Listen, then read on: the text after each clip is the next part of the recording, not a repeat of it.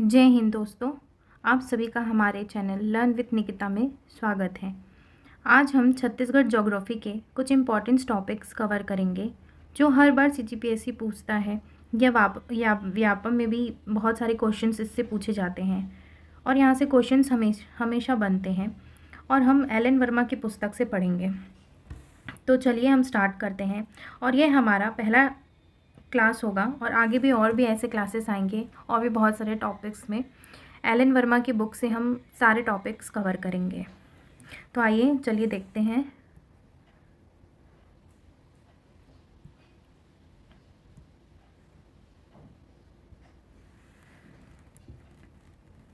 ये अध्याय 9 है। टॉपिक है खनिज, मिनरल्स। मनुष्य की क्रमिक सांस्कृतिक विकास में खनिज ऊर्जा और तकनीकी ज्ञान का महत्वपूर्ण योगदान रहा है। खनिजों की उपयोगिता के आधार पर इसे व्यावसायिक और गैर व्यावसायिक दोनों भागों में विभक्त करते हैं। मानव स्वयं एक संसाधन के रूप में है।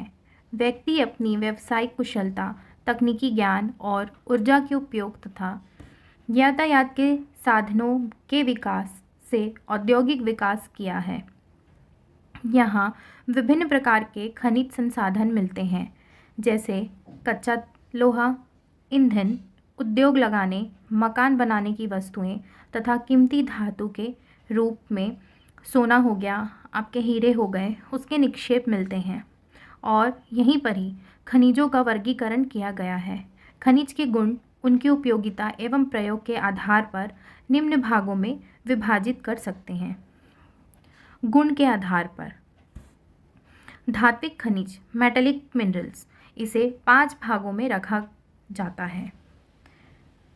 लौह अस्क, लौह मिश्र धातुएं, जिसमें manganese, chromium, cobalt, molybdenum, nickel, tungsten, vanadium और फोरोफास्फोरस इत्यादि शामिल हैं। और अलौह धातुएं में बॉक्साइट, तांबा, सीसा, टीन, जस्ता आदि शामिल हैं। उसी तरह बहुमूल्य धातुएं जो कि है सोना, चांदी, प्लैटिनम आदि। परमाणु खनिज, यूरेनियम और थोरियम शामिल है। दूसरा पॉइंट देखते हैं, अधात्विक खनिज, जिसे हम नॉन मेटेलिक मिनरल्स कहते हैं, इसे निम्न भागों में बांटा जाता है। उर्वरक खनिज, जिसमें नाइट्रेट, फॉस्फेट तथा पोटाश है। मणि खनिज, जिसमें हीरा, पन्ना, लाल, मरकत, ओपल इत्यादि आते हैं। फिर है भूद्रव्य खनिज, जिप्सम, नमक, अभ्रक, गंधक, चूना पत्थर इत्यादि आते हैं। तीसरा है आपका खनिज ईंधन, जिसके अंतर्गत पेट्रोलियम, प्राकृतिक गैस तथा कोयला आते हैं। फिर देखते हैं लौह अस्क्य, आयरन ओर। लोहा आधुनिक सभ्यता की धुरी है। इसका उपयोग मशीनों, वाहनों, जलयानों, रेल पुलों तथा भवन निर्माण में किया जाता है।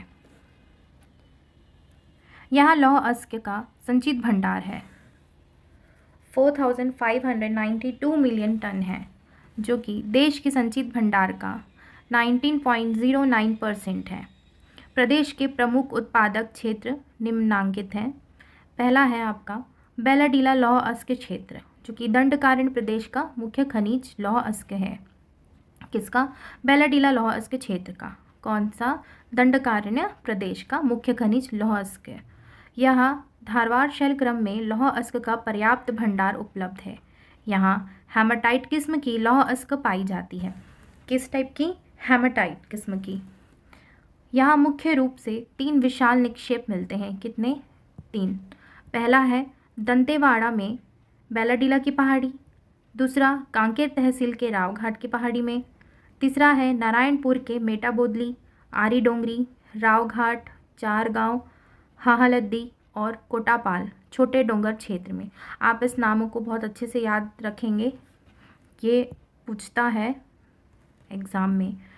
फिर है मुख्य लौह अस्क्य क्षेत्र बेलाडीला की पहाड़ी है, जो कि 36 किलोमीटर लंबी और 10 किलोमीटर चौड़ी है। कितनी? 36 किलोमीटर लंबी और 10 किलोमीटर चौड़ी है। ये हमेशा स्टेटमेंट वाइज क्वेश्चन में भी पूछता है और ये बदल के भी दे सकता है, तो इसे आप अच्छे से याद रखेंगे इस 36 किलोमीटर लंबी और चौड़ी। इस पहाड़ी में लौह अयस्क के 12 निक्षेप हैं तथा इसके निकट दक्षिण पूर्व दिशा की ओर मालिंगर नदी की घाटी में 2 और निक्षेप पाए गए हैं। किसकी नदी? मालिंगर नदी की घाटी में। इन विस्तृत पहाड़ियों में लौह अयस्क का संचित भंडार 1343.5 मिलियन टन है। यहाँ का सबसे बड़ा जो निक्षेप क्रमांक 5 में है तथा मालिंगर की घाटी में निक्षेप क्रमांक 13 और 14 है। घाटी के निक्षेपों तक सरलता से पहुँचा जा सकता है। यहाँ की लौह अयस्क में शुद्धता की मात्रा है 60%, 70%, 60-70% तक यहाँ की शुद्धता है। और जापान के सहयोग में यंत्रों के माध्यम से बड़े पैमाने पर लौह अयस्क का उत्खनन कार्य प्रारंभ हुआ है। किसके सहयोग से? जापान के सहयोग से। ये भी आप बहुत अच्छे से याद रखेंगे। किसके? जापान के सहयोग से। फिर है वह कार्य बैलाडीला लौह परियोजना के अंतर्गत प्रारंभ किया गया है। जो ये कार्य है ये बैलाडीला लौह परियोजना के अंतर्गत प्रारंभ किया गया है। निक्षेप क्रमांक 14 किरंदुल में 1968 से तथा निक्षेप क्रमांक 5 बचेली में 1980 से उत्खनन कार्य प्रारंभ हुआ है। कब से? 1980 से। यह क्षेत्र राष्ट्रीय खनिज निगम के अंतर्गत आता है। अब देखते हैं राव घाट लौह अयस्क क्षेत्र। यहाँ लौह अयस्क क्षेत्र कांकेर के जिले में अबूझमार पहाड़ी की पूर्वी सीमा पर राव घाट पहाड़ी में स्थित है। कहाँ? अबूझमार पहाड़ी की पूर्व सीमा पर राव घाट पहाड़ी में स्थित है।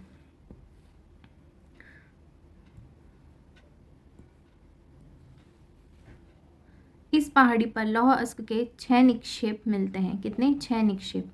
यहाँ का जो संचित भंडार है वो 732 मिलियन टन है। यहाँ के लौह अयस्क में शुद्धता की जो मात्रा है वो 60% से 68% के मध्य है। फिर है कांकेर के 4 गांव कोंडा पारवा, कुरसुबोरी तथा हाहा लद्दी लौह अयस्क क्षेत्र। यह यहाँ का तीसरा निक्षेप क्षेत्र है। 4 गांव में लौह अयस्क निक्षेप का संचित भंडार 22 मिलियन मीट्रिक टन है। कोंडा पारवा तथा हाहा लद्दी में लौह अयस्क का संचित भंडार 72 मिलियन टन है। इन क्षेत्रों में लौह अयस्क की जो शुद्धता है वो 56% से 69% तक है। फिर भानु प्रतापपुर के आरीजो डोंगरी पहाड़ी में लौह अयस्क का उत्खनन होता है। कहाँ पर? भानु प्रतापपुर के आरी डोंगरी पहाड़ी में। ये आप अच्छे से याद करेंगे।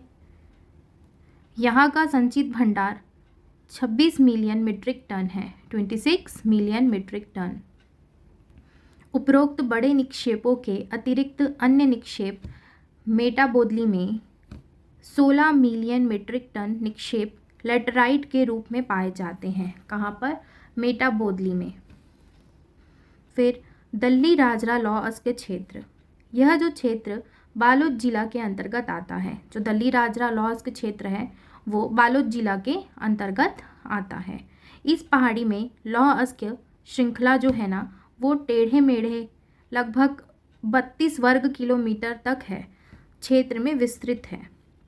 राजहरा में दुनिया का सबसे श्रेष्ठ लौह अयस्क मिलता है। कहाँ पर?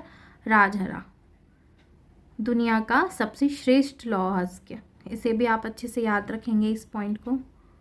यहाँ के लौह अयस्क में शुद्धता की जो मात्रा है लगभग 68% है और लौह अयस्क के यहाँ 4 जमाव मिलते हैं। आइए देखते हैं ये 4 जमाव कौन कौन से हैं। पहला है आपका राजहरा यांत्रिक खान, दूसरा राजहरा पश्चिम में, फिर तीसरा दल्ली पहाड़, चौथा हो गया आपका महामाया। यहाँ लौह अयस्क का संचित भंडार लगभग 164 मिलियन मीट्रिक टन है। यहाँ के लौह अयस्क का उपयोग भिलाई लौह इस्पात संयंत्र में किया गया है। कहाँ? भिलाई लौह इस्पात संयंत्र में किया जाता है। राजनांदगांव में छुई खदान, मोहला और बोरिया टिब्बू में 3.8 मीट्रिक टन लौह अयस्क का संचित भंडार है। इसके सिवाय कवर्धा के जो इकलामा में 195 मीट्रिक टन का सिंचित भंडार है। तो हम आगे के वीडियो में इसी मिनरल टॉपिक से ही दूसरे मिनरल को देखेंगे। बॉक्साइट को अब दूसरे पार्ट में हम डिस्कस करेंगे।